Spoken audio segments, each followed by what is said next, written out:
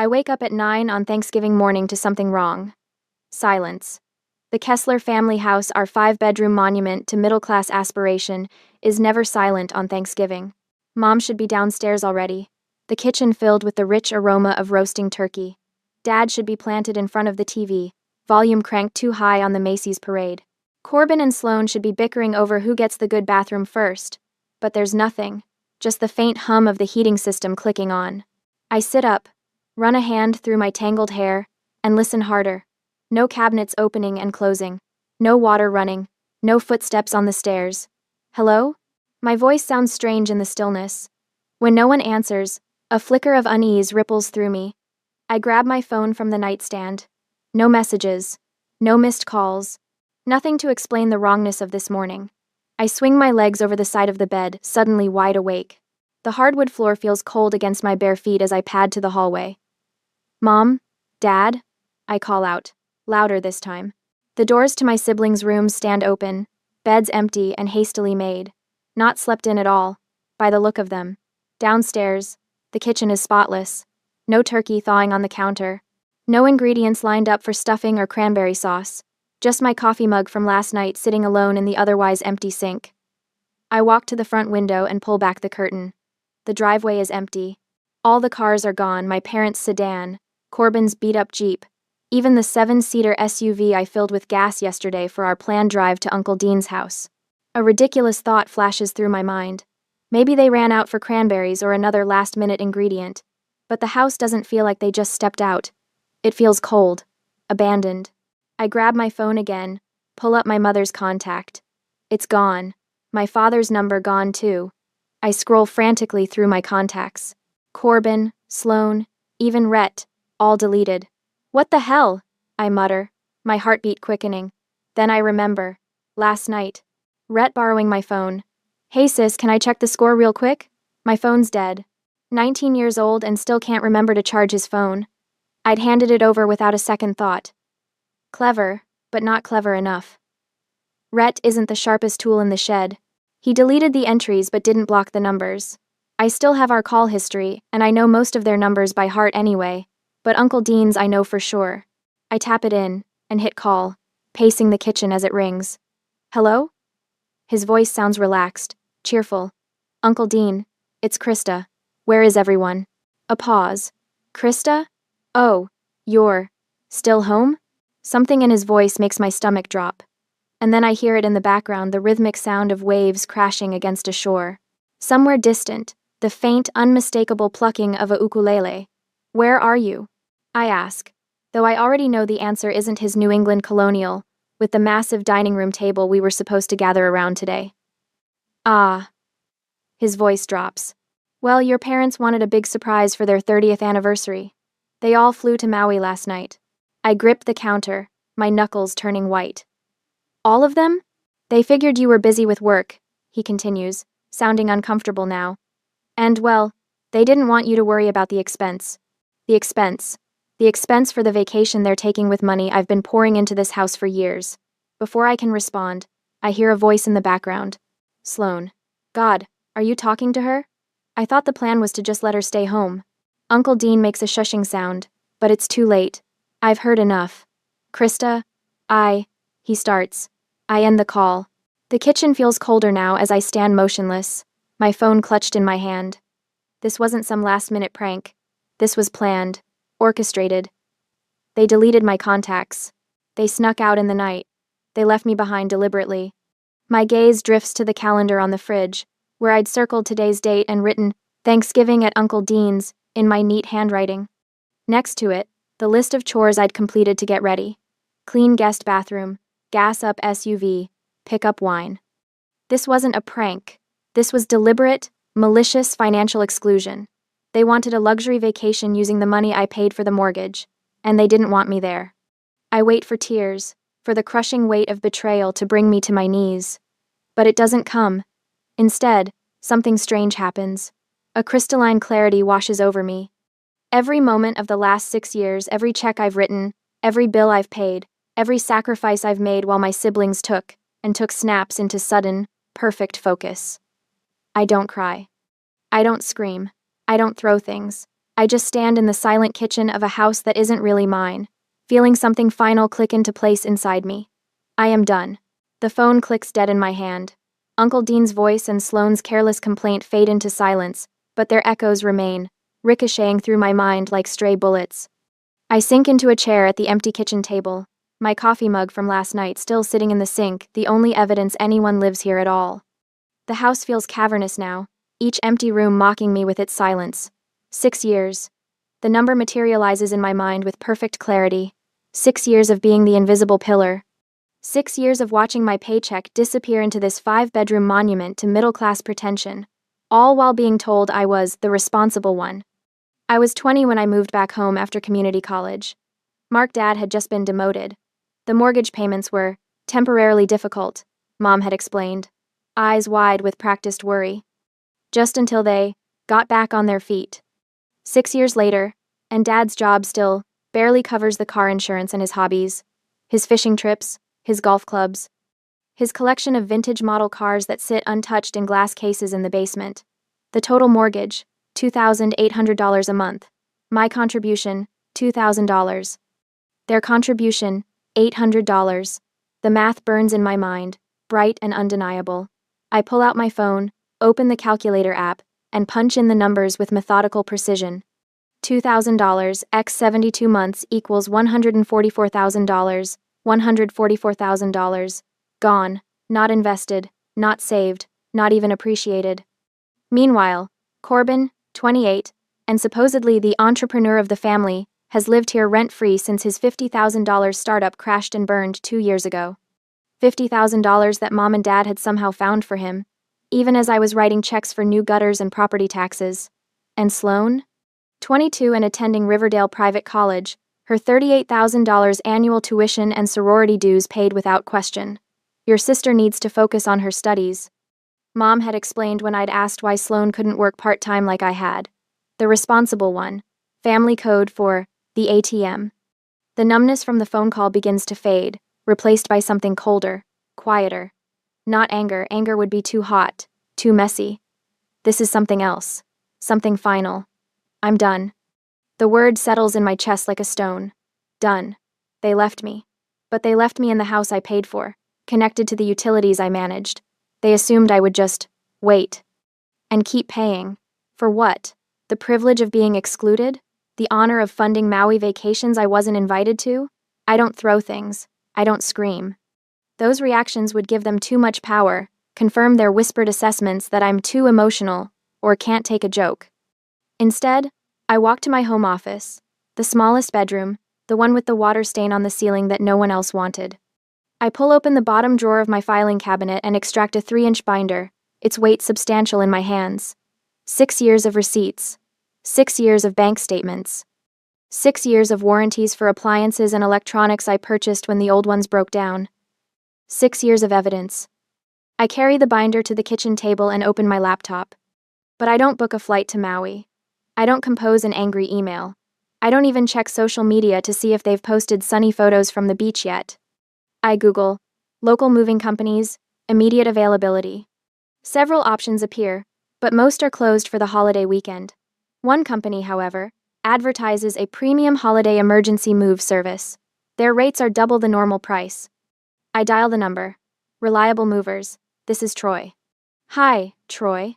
I need to move out of my current residence. Tomorrow morning. Is that possible? Troy sounds surprised but professional. Yes, ma'am, but I should warn you our holiday rates are... That's fine, I cut in. I'll need a truck large enough for several major appliances and furniture pieces. We can handle that. 8 a.m. Work for you? Perfect. I hang up and look around the kitchen. The high-end, front-loading washer and dryer I bought last year after Sloane complained the old ones were gross. The 4-door smart fridge I purchased when the original one died during a heatwave. The $900 espresso machine Corbin and Sloane use every morning without ever buying a single bag of coffee. All in my name. All paid for with my money. They wanted to talk about expenses. Let's talk about expenses. I open my laptop again and search for studio apartments within a 30-minute drive of my office. Something becomes available next week, but I find a complex offering immediate move-in for an additional fee. I make the call, put down the deposit, and schedule the lease signing for tomorrow afternoon. Next, I create a detailed inventory of everything I've purchased for this house. The 80-inch 4K TV from the living room, my $2,500 bonus from last year, the high-speed Wi-Fi router and mesh system, the new dishwasher. Item by item, I catalog what's mine. Not in anger, not in vengeance. In simple, cold accounting. 7 days, I think. They'll be gone for 7 days. When they return, expecting the comfort they've always taken for granted, expecting me to have maintained their lives in their absence, they'll find something very different waiting for them. I run my fingers over the binder, feeling the plastic cover, cool and smooth beneath my touch. 6 years of being the responsible one. 6 years of being the invisible foundation that everyone stands on but no one sees. I close the binder. I've been responsible long enough. The moving truck arrives at 8 the next morning. I stand in the driveway, my 3-inch binder tucked under my arm like a shield, watching 3 men in matching blue uniforms climb out. The logo on their truck, Premium Holiday Relocations, cost me triple the normal rate, worth every penny. Miss Kessler? The foreman approaches, clipboard in hand. We're ready when you are. I nod, opening my binder to the tab section marked Purchases. Let's start in the living room. Inside, I point to the 80-inch 4K TV mounted on the wall. That comes down first. The foreman raises an eyebrow at the massive screen. Nice TV. My $2,500 bonus from last March, I say, tapping the receipt in my binder. The paper is crisp, preserved in a plastic sleeve. The bracket stays it came with the house. The men work with practiced efficiency. One disconnects cables while 2 others carefully unmount the TV. In less than 10 minutes, they're wrapping it in protective blankets. I move through the house like a general, binder open, pointing out each item. This isn't an emotional rampage. It's inventory management. The washer and dryer in the laundry room, I say, leading them down the hall. I bought them after Sloan complained the old ones were gross. I remember her exact words. God, Krista, these machines are from the Stone Age. Can't we get something that doesn't look like it belongs in a gas station bathroom? In the kitchen, the foreman whistles at the massive stainless steel refrigerator. 4-door smart fridge. That's gonna be tricky. It's empty, I assure him. Last night, I'd thrown out everything perishable and packed the rest in coolers now sitting in my car, and I've already disconnected the water line. They remove the refrigerator with careful precision, leaving a gaping hole in the custom cabinetry. The $900 espresso machine is next. I watch as they wrap it, remembering how Corbin and Sloan would use it every morning, leaving their empty cups scattered around the house. Not once in 3 years had either of them bought coffee beans. That was always my job, like everything else. Wi-Fi router and mesh system, I say, pointing to the sleek devices. All 4 nodes throughout the house, the ones that powered Corbin's endless job searches and Sloan's Instagram empire. Room by room, the house empties of everything that's mine. The movers work quickly, professionally, asking few questions. I answer the ones they do ask with calm precision. No, that stays. Yes, that goes. Careful with that, it's fragile. By noon, the truck is half full, and the house already feels different. Hollower, lighter. With each item that leaves, a weight lifts from my shoulders. The ghosts that have haunted me, expectations, obligations, guilt, seem to fade with every empty space created. Taking a break for lunch, ma'am, the foreman tells me. I nod and walk through the quieter house while they eat in their truck. My footsteps echo on the hardwood floors now that the area rugs, also mine, are gone. In the living room, the wall looks naked without the TV.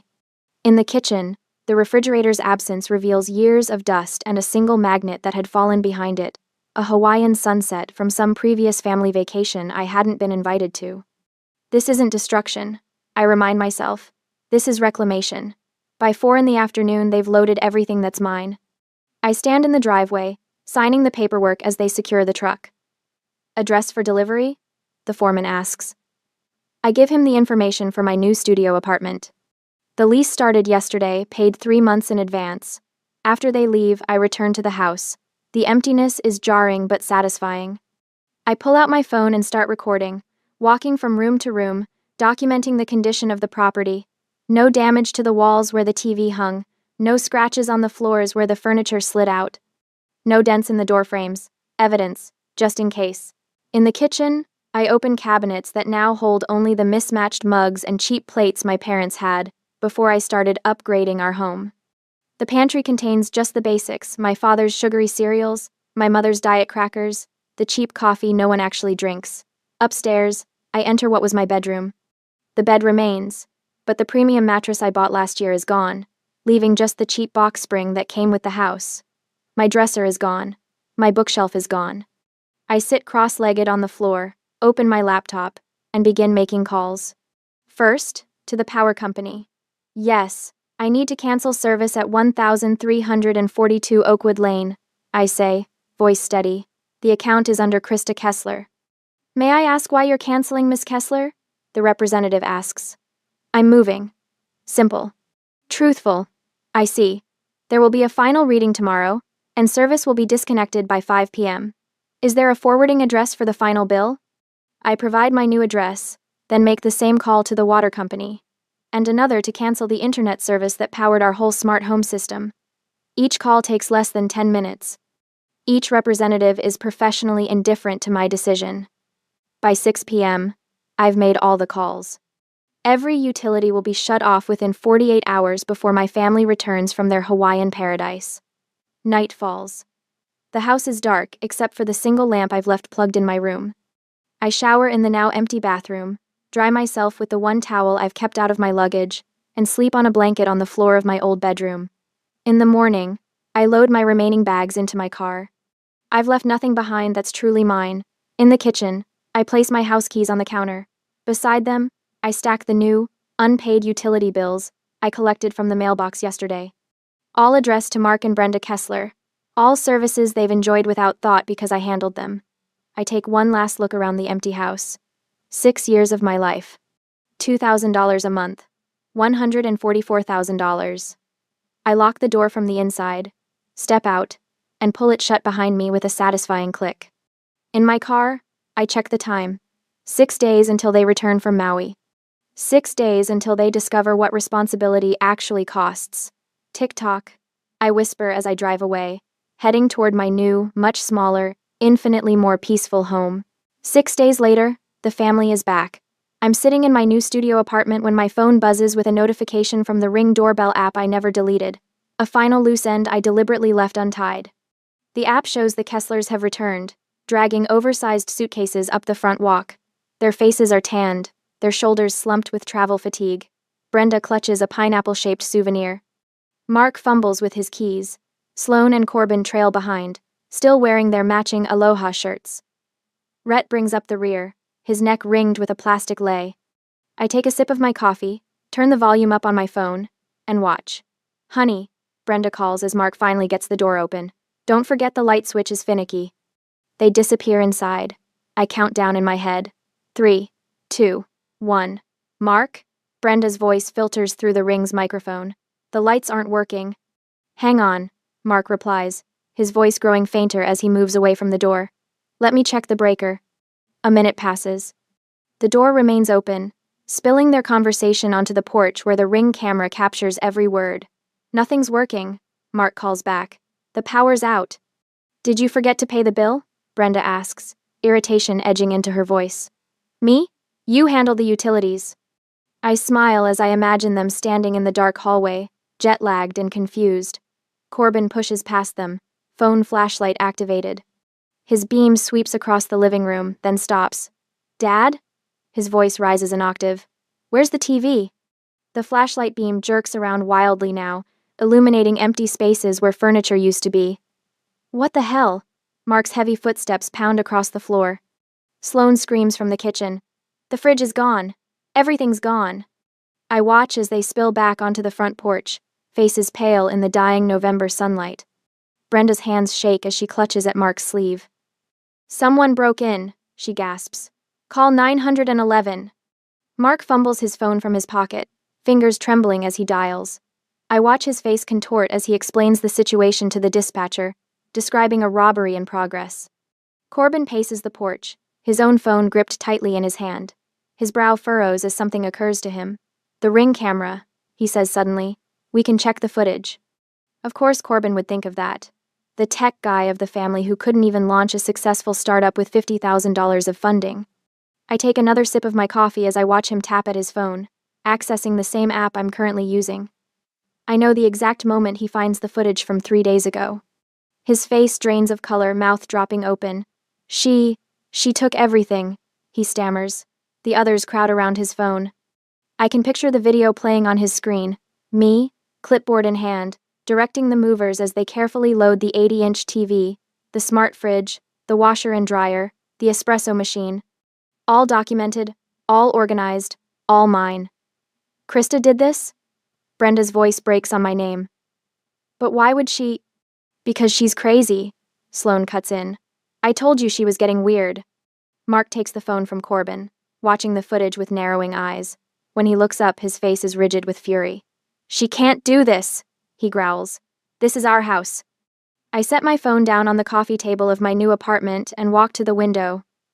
Outside, the November sunset paints the sky in shades of orange and purple. My studio is small, but the light here is beautiful. Clean. Mine. My phone starts buzzing again. Not the Ring app this time, but actual calls. One after another. The same numbers over and over. No contact names attached. I pick it up and look at the screen. 52 missed calls in the span of 10 minutes. Then the texts start flowing in from my mother's number. Krista. Call me. Where are you? The house was robbed. I set the phone face down on the table and make myself a fresh cup of coffee. The buzzing continues, persistent as a trapped wasp, as I move around my small kitchen. I take my time, measuring the grounds with precision, waiting for the water to reach the perfect temperature. When I return to the window with my steaming cup, a police car is pulling up in front of my building. Behind it, my father's sedan screeches to a halt, double parking in his haste. They pile out Mark, Brenda, Corbin, Sloane, and Rhett, a gesticulating mass of righteous indignation, as they follow the 2 officers into my building. My intercom buzzes 3 minutes later. Miss Kessler? The front desk attendant's voice is professionally neutral. There are police officers here asking to speak with you. They say your family is with them. I take a long, slow breath, savoring the moment. 6 years of paying for a house that was never mine. 6 years of being the invisible pillar, the responsible one, the family ATM. 6 years of swallowing my resentment, as they took and took and took. The moment has arrived. The trap I set has sprung perfectly. Ma'am, the police are here, the attendant prompts when I don't immediately respond. With your family. Get. I set my coffee cup down and cross to my desk. My hand comes to rest on the 3-inch binder filled with receipts, warranties, and bank statements.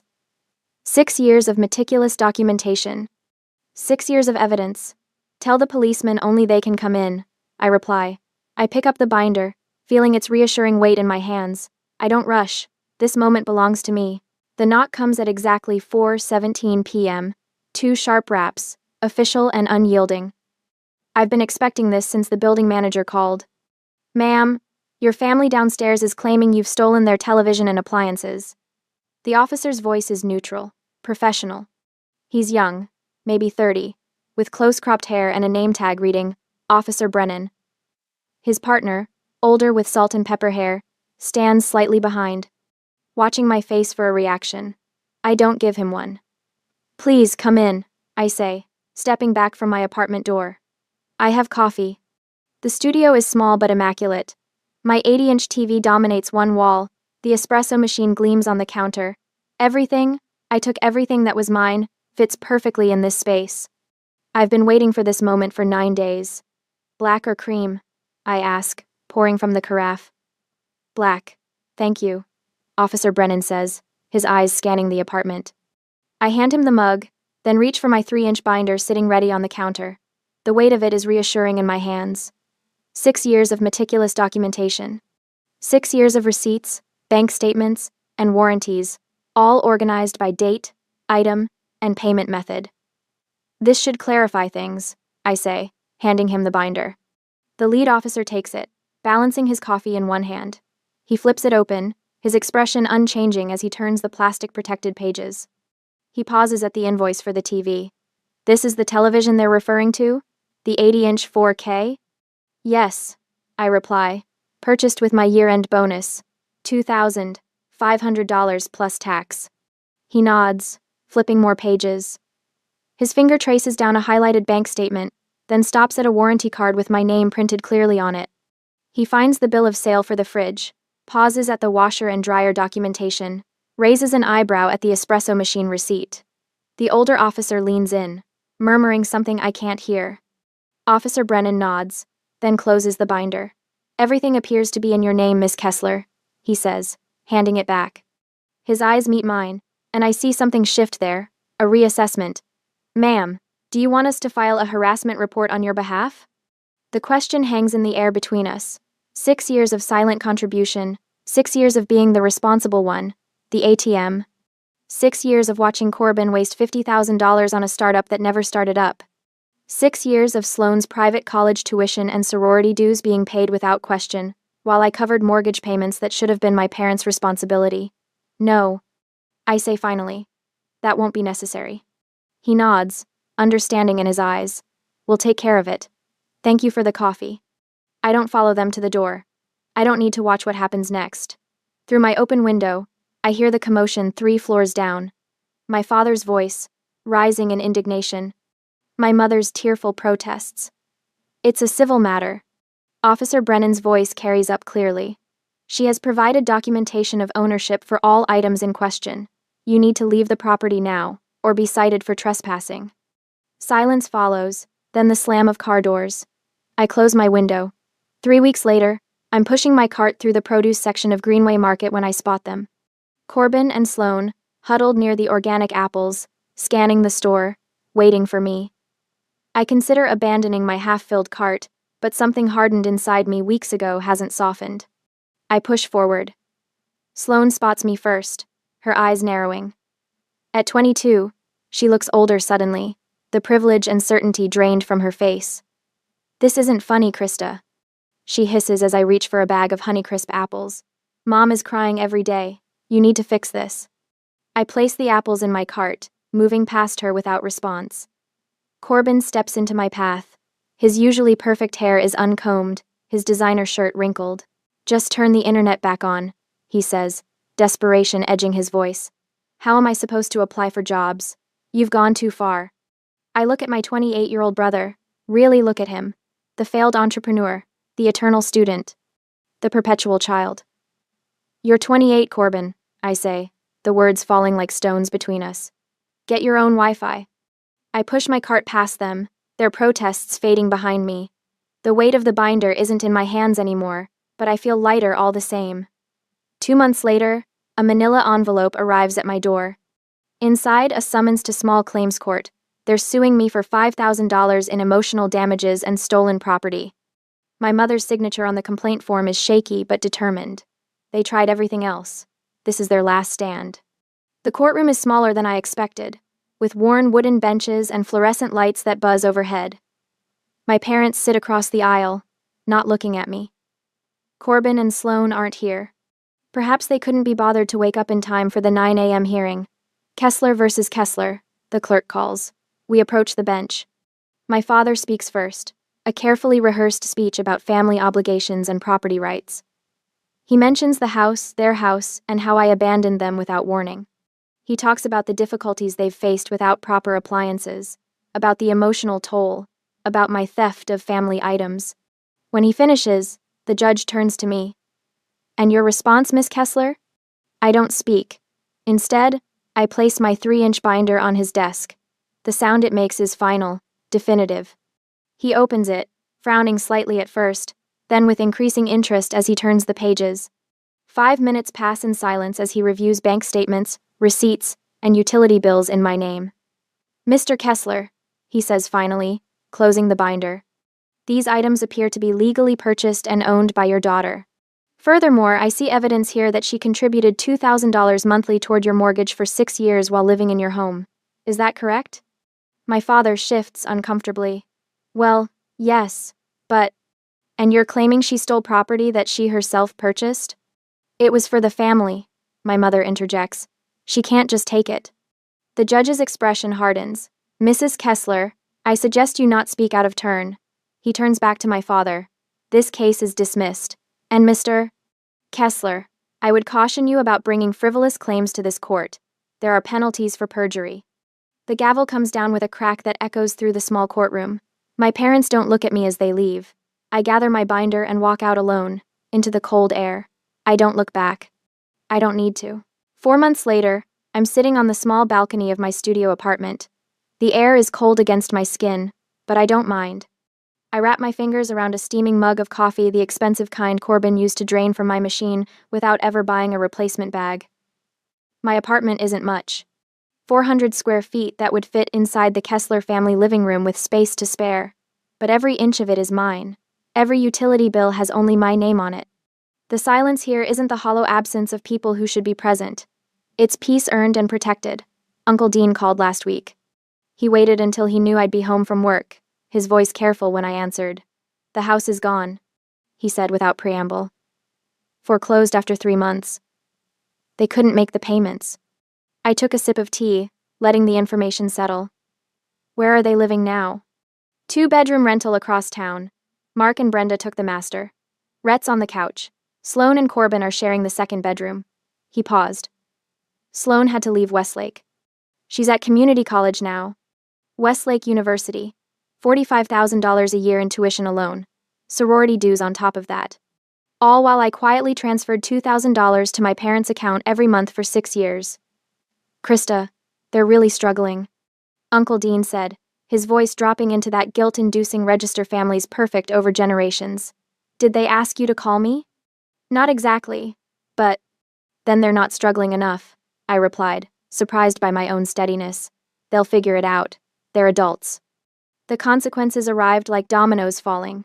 The 2-bedroom apartment, Sloan's transfer, my father having to find an actual full-time job for the first time in 15 years. My mother selling her jewelry on Facebook Marketplace. Reality, crashing down on people who thought they could fly forever on someone else's wings. I take another sip of coffee, watching the sun climb higher. My phone buzzes with a notification. LinkedIn. I tap the screen. Corbin Kessler has sent you a message. I open it with mild curiosity. Hey sis, hope you're doing well. Listen, I've got an interview at Meridian Tech next week. Any chance you could be a reference? You know how reliable I am when I put my mind to something. I stare at the message, my finger hovering over the screen.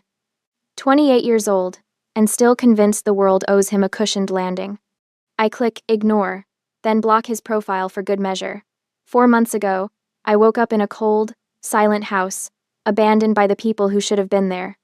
I remember standing in that kitchen, the moment everything crystallized, the soft click of realization like a lock turning. Now I sit in my own space, smaller but infinitely more honest. My bills are reasonable because I only pay for what I need. My shelves hold books I actually read. My refrigerator contains food only I eat. People ask if I ever feel guilty. Former coworkers who heard through the grapevine. The few friends who know the whole story. They want to know if I wonder whether I went too far, if I think about my family struggling in their cramped apartment while I sit here with my expensive coffee maker and my quiet mornings. I take a final sip, letting the rich flavor linger on my tongue. No, I don't. For the first time in my life, the silence is actually mine.